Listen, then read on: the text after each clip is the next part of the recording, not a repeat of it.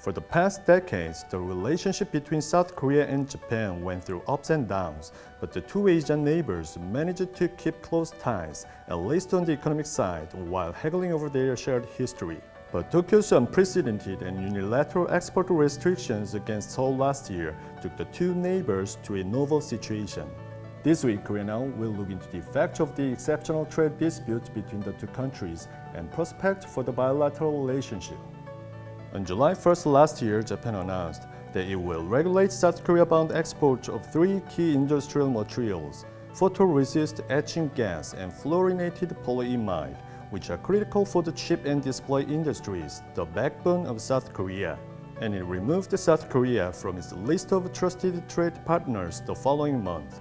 For some items, more than 90% of South Korea's demand relied on Japanese products. The trade dispute with Japan, however, did help South Korea reduce its reliance on Japanese materials by diversifying its trade portfolio and developing homegrown technologies.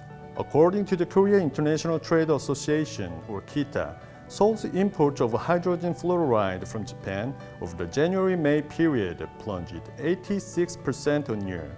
As a result, Japan only accounted for 12% of South Korea's total import of the material, down from 44% posted last year. Samsung Electronics and SK Hynix, Seoul's two chip makers, are planning to use hydrogen fluoride developed by a local chemical firm SK Materials within this year, which will further reduce their dependence on Japanese products. South Korea has allocated 2.1 trillion won, or $1.74 billion in state budget this year as well, to promote the growth of the material, parts, and equipment industries in response to the trade war. The trade war thus has been causing more damage to Tokyo's exports rather than the other way around.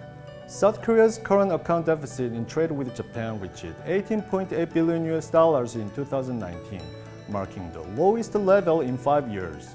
The ongoing boycott of Japanese goods also dealt a harsh blow to demand for Japanese beer and consumer items here.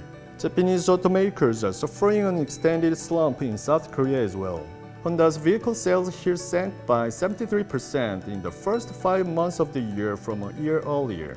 Nissan Motor also decided to pull out from South Korea 16 years after its landing here, amid an extended slump with weak sales caused by lingering anti-Japan sentiment and the new coronavirus outbreak. As we have seen earlier, there are no winners or losers from this disarray at the moment.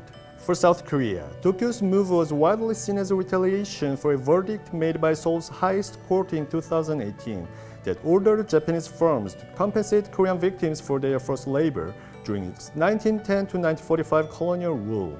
Early in June, Seoul requested the WTO to open a dispute settlement panel to look into Japan's export curbs, months after dropping the suit in a goodwill gesture.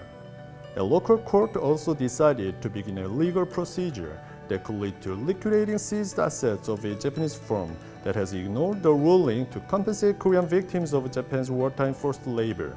If there is no response from the Japanese side by August, the court can then issue an order to sell off the seized assets. This may lead to another round of disputes between the two Asian neighbors. Therefore, some experts say that South Korea and Japan need to avoid an all-out collision by seeking a compromise before the August deadline. What are your thoughts on this? Please let me know in the comments below, and thank you for watching Korea Now.